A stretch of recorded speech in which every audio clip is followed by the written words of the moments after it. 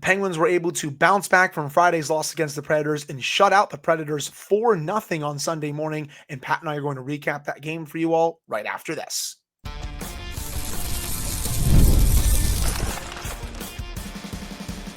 You're Locked On Penguins, your daily podcast on the Pittsburgh Penguins. Part of the Locked On Podcast Network, your team every day. Hello and welcome back to another episode of the Locked On Penguins podcast. I am one of your hosts, Hunter Hodes. You can follow me on Twitter at Hunter Hodes, joined by my co-host, Patrick Damp. You can follow him on all social media platforms at Cinderverwet. You can also follow the show's Twitter at LO_Penguins. And you can follow the show on Instagram at LockedOn_Penguins. Of course, thank you all so much for making this your first listen/watch of the day. We are free and available on all platforms. And finally, today's episode is brought to you by FanDuel. Download the FanDuel app right now by visiting FanDuel.com and win $300 in bonus bets if your first $5 bet wins. Pat, I crushed the Penguins for their effort on Friday. I did not like the way they played. I thought it was unacceptable. And what did they do on Sunday? They fully reversed course, and they came out like a pissed off team in the first period. It was exactly what I wanted to see to start that game bright and early on Sunday morning, 9 a.m. Eastern time. They get 3 goals in the first period. Parker Wotherspoon gets one. I thought it was deflected by Denton Heinen, but they gave it to Wotherspoon. Nice seeing eye shot. Evgeny Malkin found out that the bank was open in Sweden because he got another goal that banked off Saros and in. And then Sidney Crosby, man, what a release that was. And really quickly, I was like, yeah, this is a team that is playing pissed off after the way they played on Friday. And did their level dip a little bit for the final 40 minutes? Sure. But it never got to a level where I was really concerned, especially because Nashville has been one of the worst offensive teams in the league. And yes, I know the Penguins have blown multiple 3-goal leads already this season. But in the back of my head, I was like, this one feels different just because I don't think the Predators have the horses to come back with the way they have played this year, with the amount of goals they have scored. Again, not many, just because they're not good offensively. So I always thought the Penguins had this one in the bag, and they kind of just had the Predators in a chokehold. Yeah, the Predators pushed back ever so slightly, but whenever they did, Sergei Murashov was always right there. And honestly, Pat, let's talk about him to start. We'll get to the overall performance in a second because I do want to discuss that. Sergei Murashov gets his first NHL win and NHL shutout in just his second career start. And this game, I think, is a perfect example as to why there is so much hype surrounding him. Look how calm he was in net. Look at the agility. Look at how he positions himself in net. Everything comes so easy to him. And I know it's only hit the second start, but his talent was very much on display in this one. And there's a reason why so many people, including us on the show, are super excited about his potential long-term future. He was excellent. His agility especially was amazing. Going from left to right, robbing a couple of one-timers was also really good. Again, I thought he was perfect in this one. He was really, really good against Nashville on Sunday morning. And before I get into it, I have just been bursting at the seams to say this. What a happy victory Monday it is for Pittsburgh. The Penguins, they get 3 of 4 points in Sweden. The Steelers get back in the win column and stay atop the AFC North. And guess what else? Your Pittsburgh Riverhounds, baby, are going to the USL Finals. It is a beautiful victory Monday here in our fair city. But back to Murashov. Unbelievable performance. And I don't want to overstate it because you said this about the overall performance, and I agree with it after rewatching a lot of the game on Sunday afternoon after it was completed. The Penguins really did put the Nashville Predators in a sleeper hold for the final 2 periods. There was some pushback as expected because it's still an NHL team. It's still an NHL game. You're going to have that. But there were not a lot of grade A opportunities for Nashville. But when they got their looks, Sergei Murashov was right there, and he made a lot of saves look just absolutely routine. His side-to-side movement is damn near perfect, and he is just a calm poised goaltender for a 21-year-old to get called into action the way he was, because you know that this organization has told him they want him to be the starter for Wilkes-Barre for this year and really own that job. And then going into next year, barring any other circumstances, he will have an opportunity to play in the NHL. But to come up under these circumstances, to play in a very odd atmosphere in an international game, and to just make it look routine, it says a lot about his potential and his maturity at 21 years old. 100%. The moment never really looked too big for him. And it's funny, second career start, comes overseas. This is a game that the Penguins really need to have, considering that they were on that slide. They pissed away that game late on Friday. And do they deserve to win it? No, but they were still trying to hold on for dear life and get that survive and advance situation. And then they went out there and dominated today. And let's get into that here, Pat. It was exactly what I wanted. You and I touched on this during the preview on Friday. We said we wanted them to go out there looking pissed off and punch them right back after the way that game ended, the tying goal, and then the game-winning goal. Eventually, you have to play with pride. And we got all of that today against the Predators. It was the exact bounce back that I wanted to see from this team. And in totality, I know they did not play well on Friday, and I went at them pretty hard for it. You didn't go as hard as I did, but that's okay. But when you look at the weekend, 3 out of 4 points, despite how poor Friday was, and I'm not taking anything I said back, 3 out of 4 points, I will take it, considering the amount of injuries that this team does have. And the schedule is continuing to get softer. You're also going to have 5 more days off. This team doesn't play again until this upcoming Friday. So 3 out of 4 points at the end. Could have been 4, though also could have been only 2. I'll still take it. Yeah, you can't get, I don't think, too frustrated with the overall result now that we know it. You get 3 of 4 in the international games. You're now in sole possession of 3rd in the Metropolitan Division, and you're only a couple of points off 2nd and only a couple points off the lead in the division. And this is how I'll go about looking at this, right? Is the Friday game, unacceptable effort, but you somehow get a point out of it. And then on Sunday, you respond in kind after a bad effort. And this team still has a lot of injuries. It still has plenty of flaws, but they are finding ways to win games. They're finding ways to keep themselves in the fight. And that gets back to what we talked about at the beginning of the season before anything even began. We talked about this in training camp, in the preseason, in the lead up to the regular season. We didn't have high expectations for this team, and we still don't, because it's still a team that is in transition. It's still a team that is trying to figure out where it's going. Are they going to push along some of these younger players and put them into the NHL, or are they going to still have to wait for them to develop and look for their next franchise player? That is all still to be determined. But at the end of the day, all we wanted out of them was to play somewhat meaningful hockey, to stay in the fight, to be able to hang in games. If you end up a below 500 team, or you just lose more than you win, but you're in just about every game, that's about what we expected and wanted from this team. And that's what they're doing. And the added bonus is that you have players like Ben Kindle and Sergei Murashov and a couple of the UFA signings turning out to be a lot better than anybody expected. And you're getting wins on top of it. So as annoyed as I am at the way they played in the first game in Sweden, they showed us a lot of who they are by having such a good response on Sunday and getting a 4-0 win after sleepwalking through basically the entire game on Friday. Yeah, it was a mature response. It was exactly what I wanted to see. Sooner or later, you had to put aside everything and play for pride and punch back. And they did both of those things in this game. They weren't going to have it from anyone.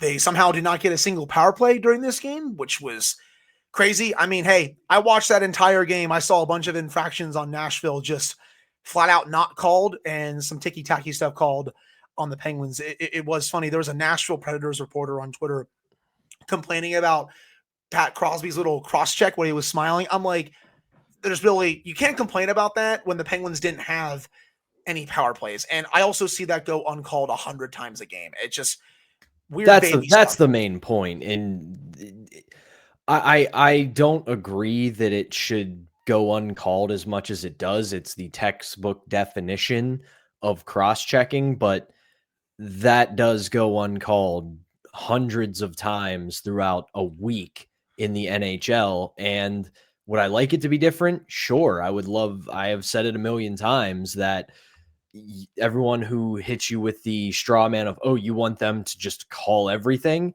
Yes, I do. Because if you are of a similar age to me, you remember the first season after the 2004 lockout when they changed the rules. First couple weeks of the season were pretty brutal because they called everything. But then you know what happened?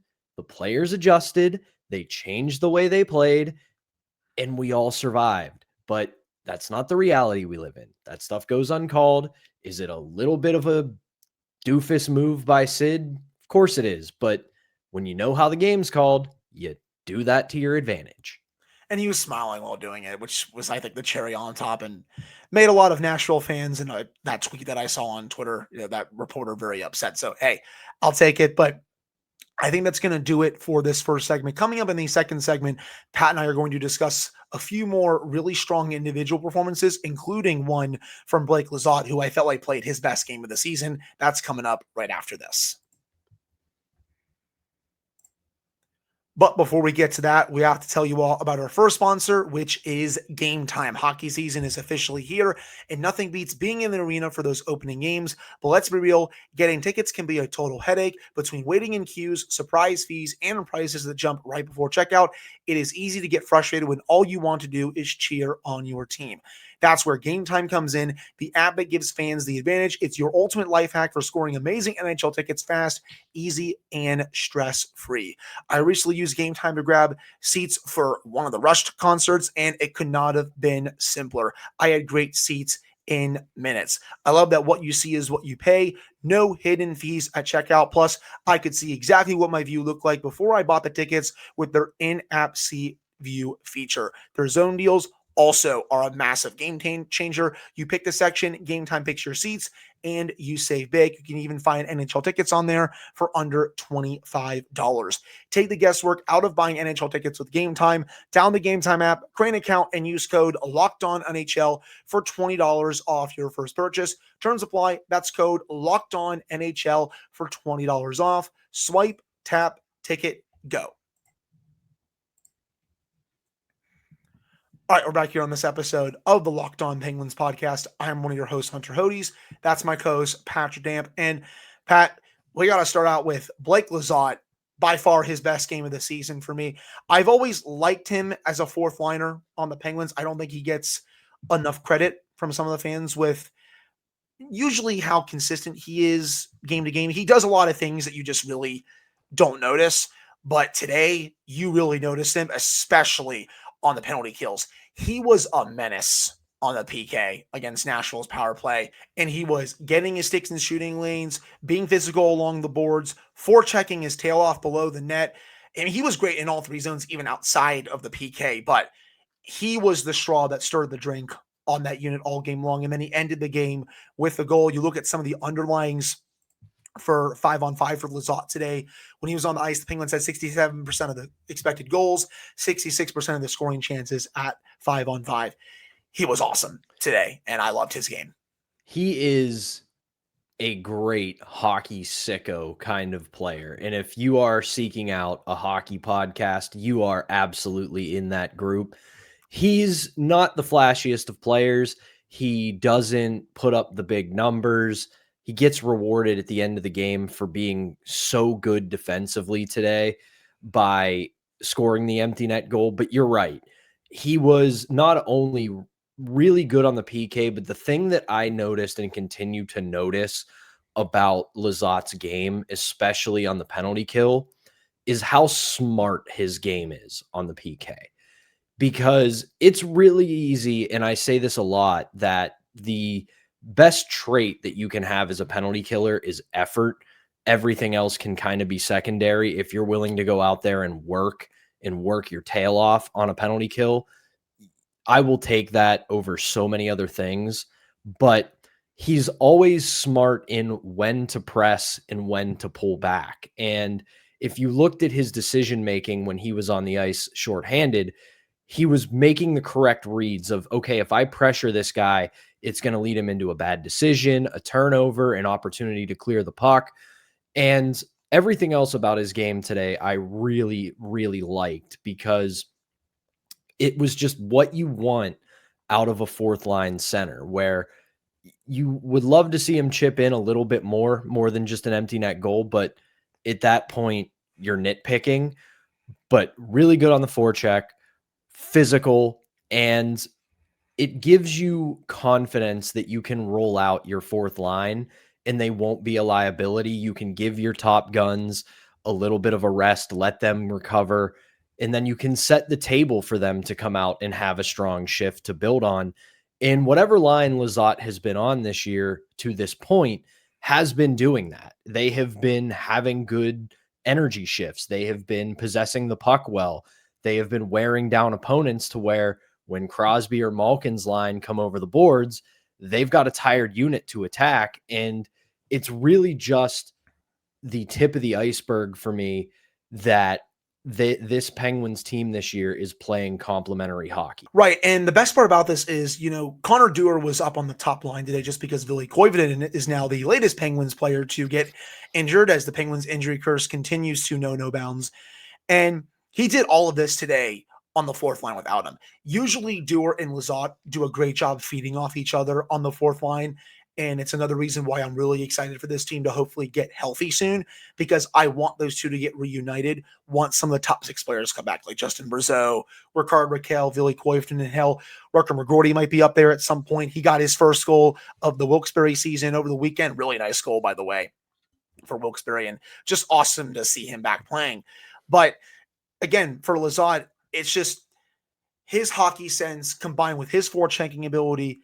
The same thing with Connor Dewar's forechecking ability. It makes for a line that it's hard to plan against, honestly, just because those two guys are coming at you. It feels like 100 plus miles an hour along the boards. And, they create turnovers below the goal line. They start cycling and then they pin you deep in the offensive and their other team's opposing zone, And Lizotte was doing all of that today, even without Dewar on his line, on the PK, making the right reads, pinning players to the boards, being physical, just an absolute maniac on the forecheck. And then, as I said, he got rewarded later on with the empty net. I really loved his game today. And honestly, through the entire season so far that he's been healthy, I think his game has gone a little under the radar. So I really just wanted to shout him out, especially for this effort, because I felt like he was one of the Penguins' best players. One more, though. I've actually thought Ryan Graves was fairly solid today. And since coming back up, I'm going to say it right here, I don't think he's really been bad. The bar is obviously on the floor here, people. He needs to do a lot to even come close to somehow winning me over. But he has at least been serviceable since coming up from Wilkes-Barre. I think he laid the biggest hit I've ever seen him lay today on a Predators player. And they got very mad about that hit, by the way. I don't know why. Clean hit along the boards. Most physical hit I've seen from Ryan Graves since he became a Penguin. It's Groundhog Day on the Locked On Penguins podcast when it comes to Ryan Graves, because this is what I said about him last season, is it has to start somewhere. There has to be building blocks. And like you said, since he has returned, he has continued to turn in solid performance after solid performance. And are they earth-shattering? Not really. But he's not making the same mistakes he made for 2 seasons. He's not out of position, if at all. Rarely is he. And the biggest thing we have wanted to see from him is to use his size. He is a massive player. And if you're not going to contribute offensively from the blue line, which he hasn't in his Penguins tenure, you got to bring something to the table. You got to be either good in front of the net, or you got to bring a physical presence. And he has been doing that since he came back from Wilkes-Barre. And again, bar is very low, but he's building off of solid performances. And right now, the only goal for him is to not be a liability. In a couple weeks, if he continues to bring in these solid performances, then the floor has to be raised. We have to start seeing a little more. Either he's got to up the physical game a little bit, or he's got to contribute a little bit offensively. But so far, since he's come up, zero complaints from me. It's all you can ask for, honestly. Like, we've complained so much about this player ever since he became a Penguin, just because he wasn't doing anything right. Since coming back up from Wilkes-Barre, he hasn't done anything wrong. And someone like that is at its best when I'm not really noticing him, in a bad way, of course. So he had the hit today. Otherwise, I'm not really noticing him. And that's a good thing. That means he's been serviceable on the bottom pairing, whether it's playing with Matt Dumba or Connor Clifton. So I'll take it, man. I thought this was, since coming up, I thought this was his best game. It was. And again, we will continue to monitor it, but keep turning in these performances, and then we will begin to start to raise the bar. It has to be, okay, you have been serviceable for a couple of weeks, which that's the starting point. The way he has performed since becoming a Penguin, that you can't expect it to go from 0 to 100. He can't turn back into the guy he was with New Jersey or Colorado overnight. But if he continues to play well, if he continues to be consistent, it's also going to hopefully get better, because with consistent performances breeds confidence. The more confidence he has, the better he's going to play. Obviously, that's getting very far ahead of ourselves here, but right now, in this moment, the way he's playing, I, again, have zero complaints with the way he's played. Well, he's certainly playing with a little bit of confidence right now, right? Again, that hit today, I haven't really seen him do that as a member of the Penguins. So, Ryan, keeping up. You're one of the biggest players on the team. You can be physical if you want to. I don't want that to be your entire game. I want other things, of course, to come out. But hey, this is at least a step in the right direction from what we've seen since he's come up from Wilkes-Barre. But I think that'll do it for the second segment. Coming up in the final segment, Pat and I are going to look at the week ahead for the Penguins and why there is a real opportunity ahead here for the Penguins to continue banking some points in the standings. That's coming up right after this. But before we get to that, we have to tell you all about our final sponsor, which is FanDuel. The NBA is back, and there is no better place to get in on the action than FanDuel, the official sports betting partner of the NBA. Even if you missed the start of the game or want to ride the hot hand, FanDuel has live bets on everything from who will score next to fourth quarter comebacks. Plus, you can even combine your live bets into a same-game parlay for a shot at a bigger payout. It keeps every game exciting, especially when your team's making that late push.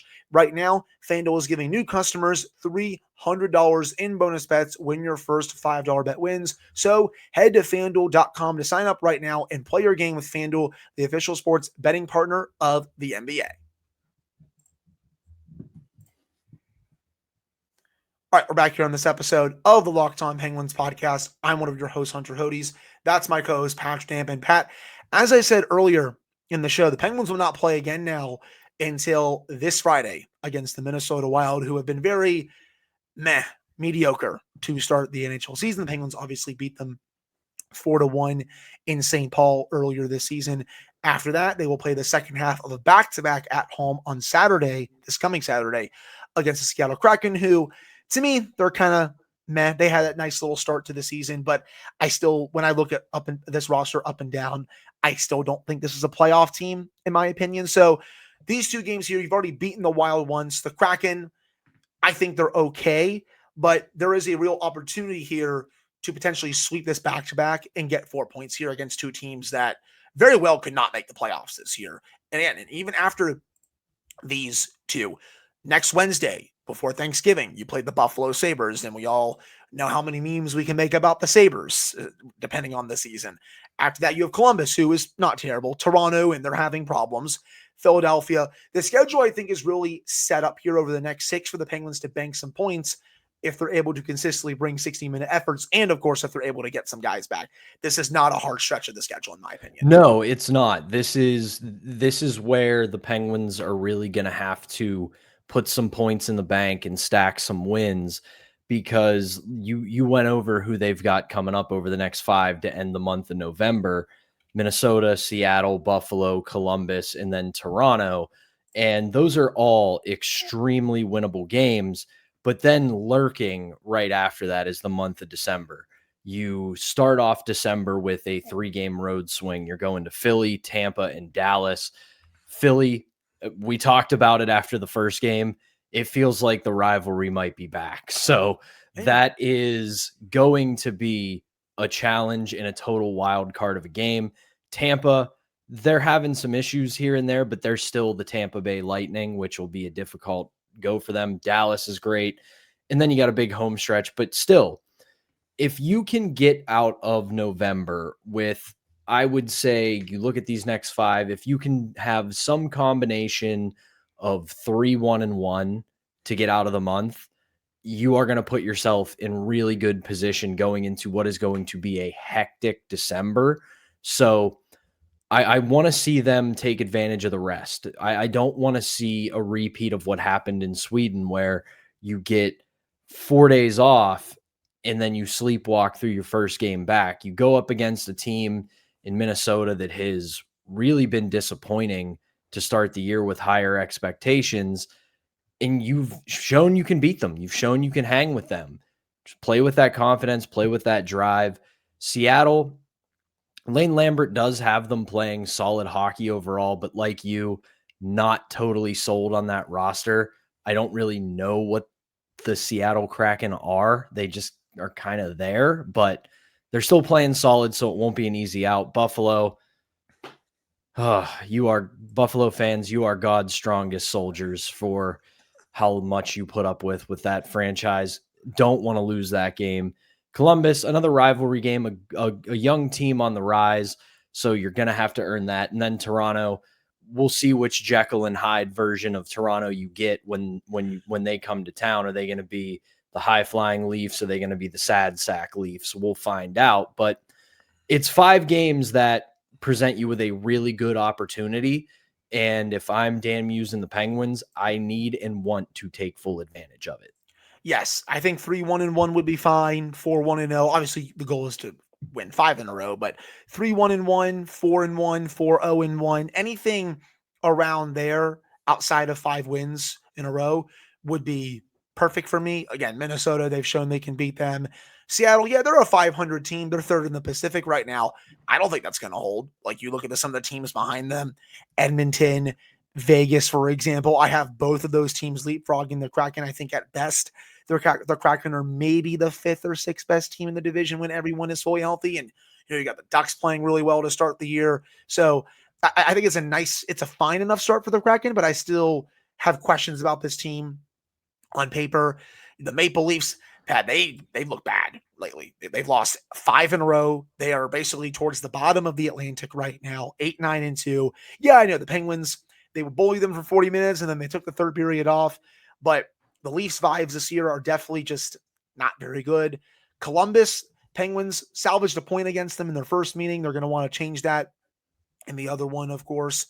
And then, we talked about Buffalo. I mean, I feel bad for their fans, of course, because they're kind of in their rebuild from their other rebuild still, which is crazy. So a big stretch here against what I feel like, to me, is a lot of non-playoff teams for this year. Seattle, I still don't have getting in. Buffalo is the same. Even Toronto, I still have getting in, but they're not really good this year. Columbus, I had on the outside again this year, but I think they're potentially good enough to get in. But as of right now, I still have them on the outside. I had Minnesota as a playoff team, but again, you look at all these teams' records and it's pretty similar. So there's a real opportunity here to bank some points, and they got to take advantage of it before the schedule gets even nastier. The other aspect of it is very similar to the run-up to Sweden. You have condensed games in there where you've got a back-to-back, and then you've got 3 and 4 nights. But on the other side of that is you get quite a bit of rest in the lead up to both of them. You obviously get the next 4 days off before you return to action. then you play the back-to-back, then you get 3 days off, and then Buffalo, and then you get a day off, and then you've got a back-to-back. So there is room for recovery and for this team to really, when they're in the middle of it, to go all out, because you will have time to rest and recover.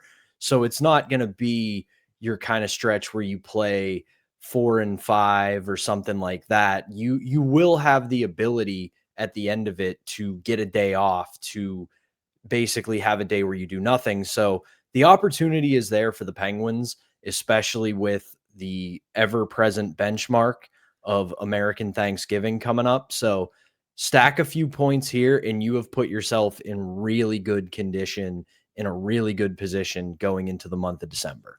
Right. And even for the back-to-back this weekend, again, you have 5 days off going into Friday. You play the next day, of course, but it's not 3 games in 4 nights, for example. Like, I don't think they're going to be losing their legs, like they did against LA in the third period before they went to Sweden, where they had nothing after playing so much hockey that weekend, especially to start the month of November. So I still think personally they'll have their legs for that game. And also that second half of back-to-back, there's no travel involved. You're sleeping in your own bed that night. So even though it's a back-to-back and they've struggled on the second half of back-to-backs this year, I think this one in particular could be an advantage for the Penguins just because they've had a lot of time off lately, and they're going to have more time off this week since they're flying back from Sweden, and they'll practice Tuesday, Wednesday, Thursday in lead up to the games. But I think that's going to do it for this episode of the Locked On Penguins podcast.